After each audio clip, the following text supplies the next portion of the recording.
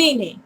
Hello and welcome to the Kemetic How-To Guide for Egyptian Pagan and Kemetic practitioners. I'm your host, Sharon. I got a wonderful question on my channel recently about what are some good books that you recommend reading on ancient Egypt. And there are so many of them out there to choose from. So I'm going to give you the top picks out of my own personal library and tell you a little bit about them. This is going to take 2 episodes because I'm not going to just throw the title at you. I'm going to tell you a little bit about the book and, what's good and what's bad. So, you'll notice as I go through these that the books I'm going to give you are Egyptology books, not what would be classified as New Age. Because if you go in the bookstore, all the, your Wicca and your, everything else, it's all in, the New Age section. I'm really skeptical and very picky, about reading those kinds of things because you can get the historical information, but so far a lot of the books that have been written about ancient Egyptian religion and how can we understand it and apply it today, they kind of filter it into their own perspective. You're giving yourself a middleman when you read these books. At least that's my take on it. So what I'm going to give you is the source, and that way you can draw your own conclusions. And these are also sources that I use to write my book, Following the Sun, A Practical Guide to Egyptian Religion. The first half of this book, I give you a background on the religious history, some of the popular controversies, like the whole Atlantis and the Sphinx thing, and, what's the real story behind the Exodus, and so on and so forth, as well as what was the Egyptian worldview, what's some of the historical background on, the various deities, so you can learn a little bit more about that. And that way you can apply your own conclusions, and so it's not just me telling you, well, this is what it means. And that's what I'm all about today, is to give you more information to go along with that, some companion books to go with Following the Sun that, can help you get a more rounded picture. Another thing, I have to, share this observation. Some groups kind of have, they present the attitude of, well, Egyptologists will tell you one thing, but they don't really get it because either they don't worship Egyptian gods themselves or they're all racist. And both of those attitudes, that Egyptology is a racist discipline or that they don't really understand the religion, that's not true. For one, you have a lot of young people who are getting into the field now that are, going to school in Egyptology, and some of you are even reading my my book and watching my channel, and I thank you for that. There's going to be a lot of fresh ideas that come with each new generation of scholars, and we're very far removed from the early days of Egyptology, where it was all a bunch of British and French guys that thought that anybody that wasn't pasty was backwards. That's not the case anymore, and they're also starting to look more objectively at the religion. One of the books that I'll tell you about in a minute is a very good perspective on it. And also, you have to think of Egyptology as it is to us what biblical archaeology is to more well-read Christians, because there are a lot of, the more educated Christians, they actually study Aramaic and ancient Hebrew documents, and they're very interested in archaeology over in Israel, and it gives them a new dimension to their faith. Same thing can apply here with Egyptology. So, to get you started, this is a really good introductory book. This is Red Land, Black Land, Daily Life in Ancient Egypt by Barbara Mertz. There we go. Barbara Mertz is an Egyptologist. She studied at the Oriental Institute in Chicago, but she also writes novels. And so she does a really good job of keeping the story interesting and engaging, and she tells you about, what was it like to be, and the average ancient Egyptian, what was, how did they probably build the pyramids, all sorts of things, and it's a thick book, but you'll be cracking up through most of it.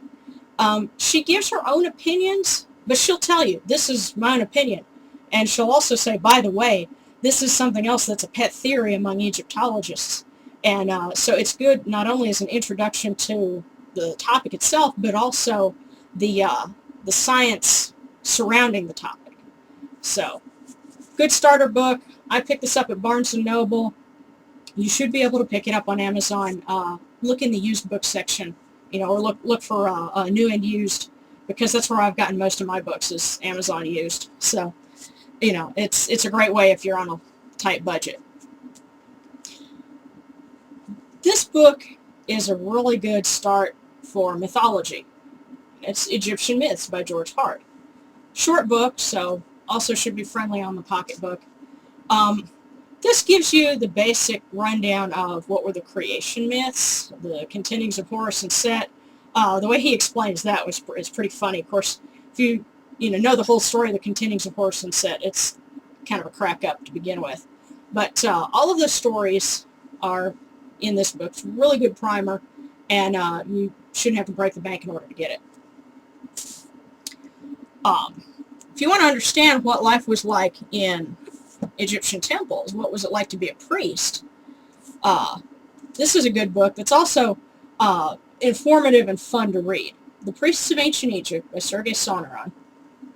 Sergei Soneron was a French Egyptologist. A lot of his books still haven't been translated into English yet, and that drives me nuts, because just the titles, oh gosh, I wish I could get my hands on those.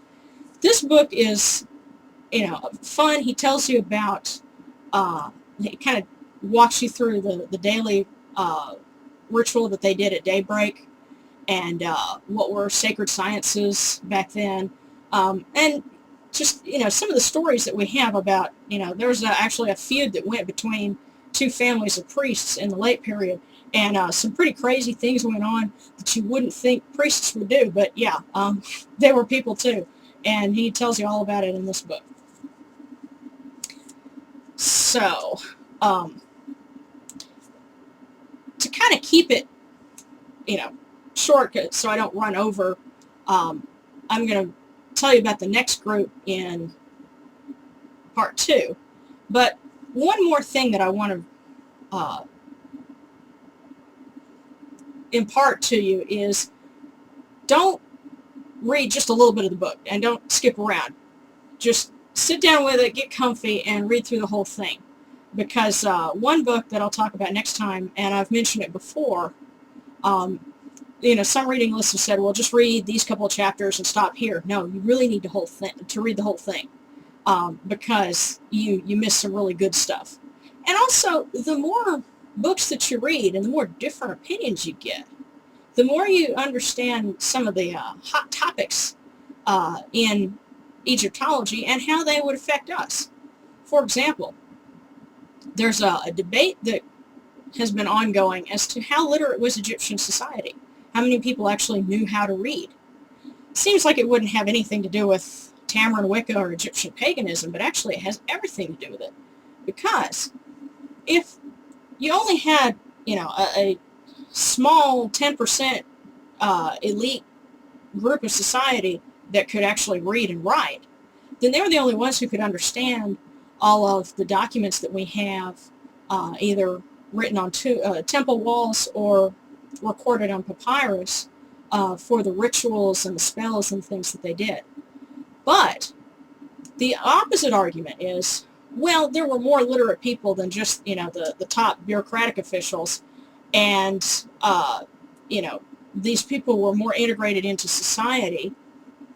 And there's the other argument that, well, it's not that, the learned scholars wrote everything and then they kind of dictated that to the masses. It was more a case of, this was the folk religion, and what was done in the temples reflected what was done in the average person's home.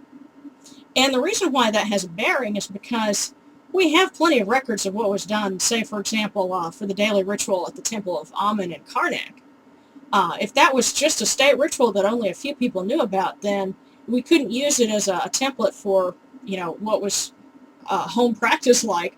But then again, if the Egyptians, were more literate, and the people who were familiar with these things participated more in the rest of society, or if what was written in Karnak was a reflection of what everybody did, then that means you could take that information and you can use it as a pretty reliable reference for, what the average Egyptian did when they were at home in front of their own personal shrine and they were offering prayers.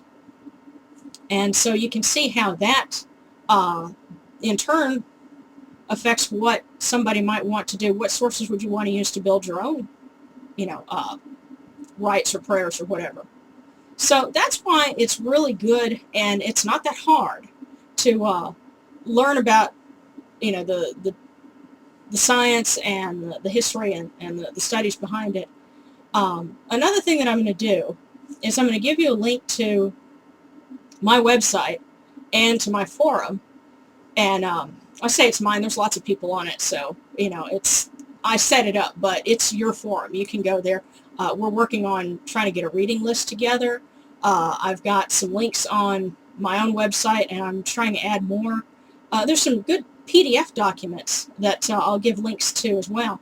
And so that way you can just, build more of a well-rounded perspective, and ultimately you can decide for yourself, how's this going to affect what I do as an Egyptian pagan or a Kemetic. So, for the Kemetic How-To Guide, this is Sharon. I'm going to wish you to be continued. See you next time, and Synaptic.